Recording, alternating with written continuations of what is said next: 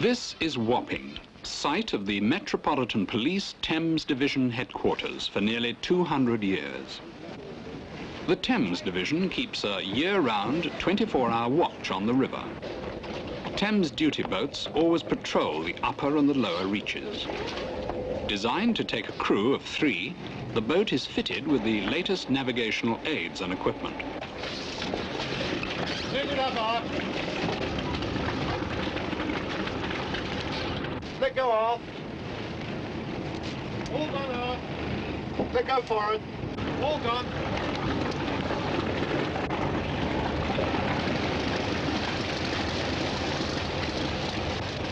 The Thames Division polices the river from Dartford Creek in Kent, 54 miles upriver to the bridge at Staines. The patrol systems which operate on the river are similar to those on land and have the same broad function to perform. The protection of life and property of all those connected with the river, whether they work there, live there, or spend their leisure time on pleasure craft. That barge over there, lots of it's girted. You better step aboard and check the lines, if you would. The officers always keep an eye on the moorings and the cargo of barges in the river.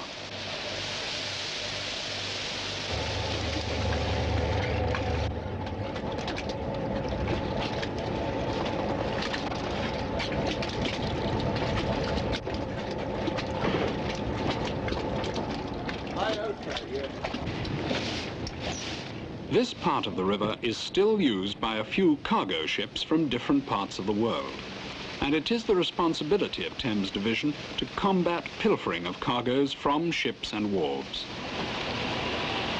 Mind you, we don't get the drift as we used to, do we?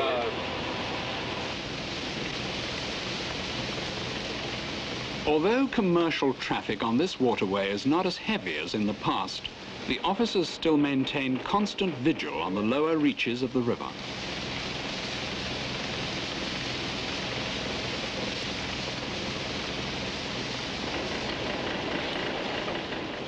Only the smaller cargo carriers now come up the river to dock in London. The larger ones discharge their cargoes further downstream at Tilbury. Is there a Russian ship still here then? Yeah, where's she on the tide? We should have gone by now. The days of the great merchant ships unloading their cargoes in the port may soon be a thing of the past, like the exhibits in the Museum of the Thames Division at Wapping.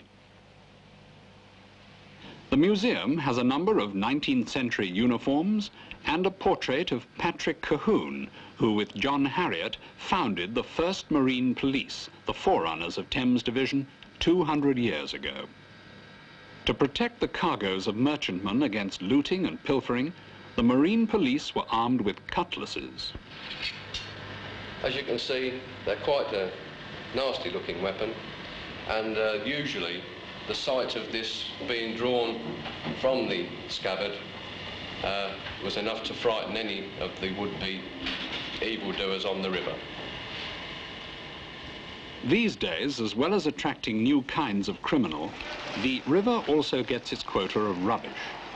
Plastic and discarded ropes may foul propellers, and driftwood may damage hulls. What's that over there, Kevin? Yeah, let's have a look. Objects like this are removed by the duty patrol. Looks like it's got a drop of water in it, doesn't it?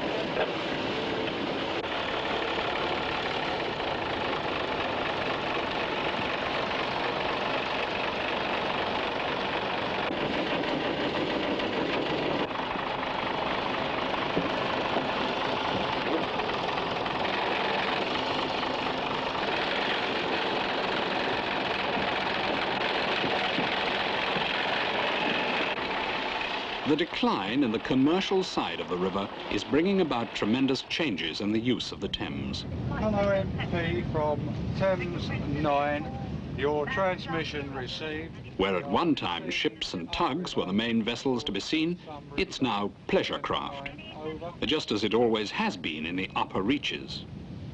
Quite often, novice owners get into difficulty and have to summon the assistance of the river police.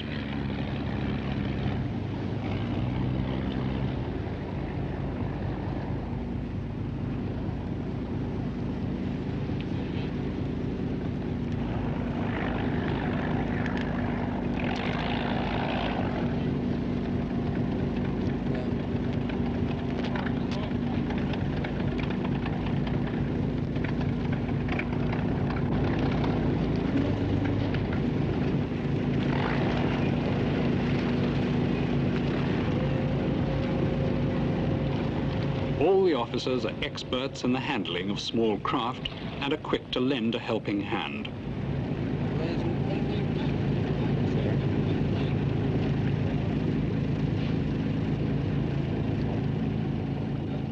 Broken down craft are taken in tow before they become a danger to themselves or to other users of the waterway.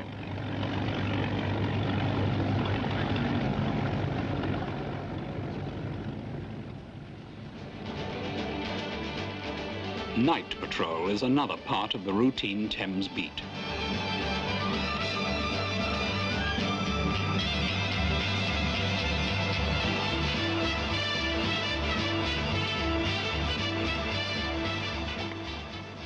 The cargo pilfering of earlier times has given way today to the large-scale thieving of boats, of boating gear, and in particular, outboard motors.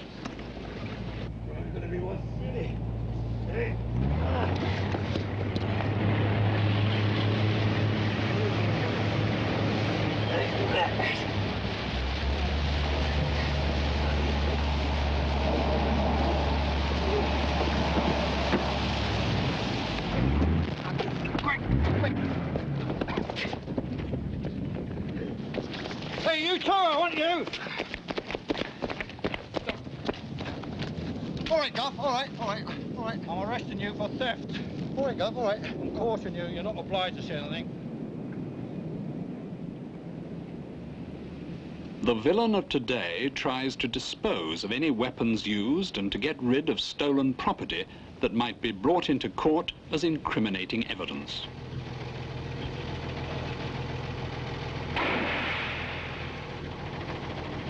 He's just chucked something over. MP from Thames 9. Suspects running north over Walton Bridge after throwing property into the river believed stolen. Thames 9, over. The River Patrol immediately marks the spot and calls in the Underwater Search Unit. On arrival, the members of the unit, part of Thames Division, prepare to dive. They use dry suits with hoods and masks. The cylinders contain compressed air. Even though the gear is watertight, it's a cold job on a raw winter's day.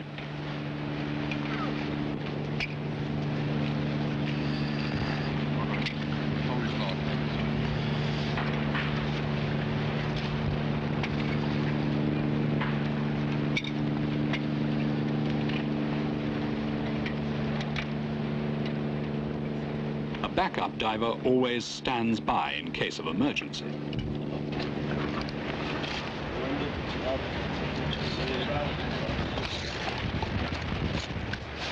And he's got it, working largely by touch at the bottom of a freezing and muddy river.